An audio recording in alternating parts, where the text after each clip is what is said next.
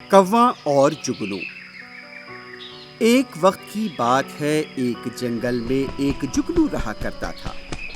वो जंगल में खेलते कूदते खुशहाल जिंदगी गुजार रहा था। वो काफी खुश था।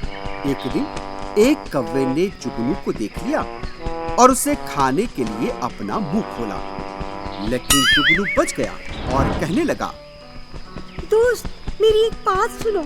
मेरी बात सुनोगे तो तुम्हारा ही भला होगा। जो भी है जल्दी बताओ। मुझे अकेले खाने से तुम्हारी भूख नहीं मिटेगी।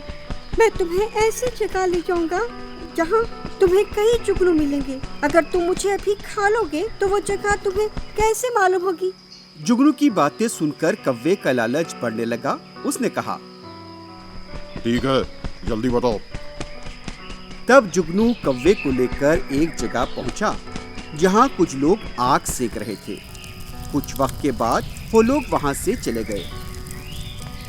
आग से निकलने वाली चिंगारियां हवा में उड़ रही थीं, जैसे वो जुगनू लग रहे थे।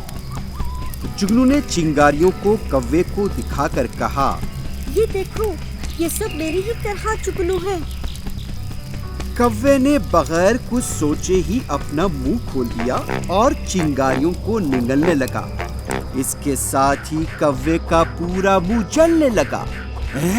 ये कैसे किया है? मेरा तो मुंह जल गया, मैंने खा भी नहीं सकता। खौफ के मारे कौवा वहां से उड़कर भाग गया। बच्चों, ऐसे हालात में हमें अपनी सोच और दानिशमंदी से खतरे से बाहर निकलना चाहिए। जिस्मानी ताकत से अक्ल की ताकत बड़ी होती है।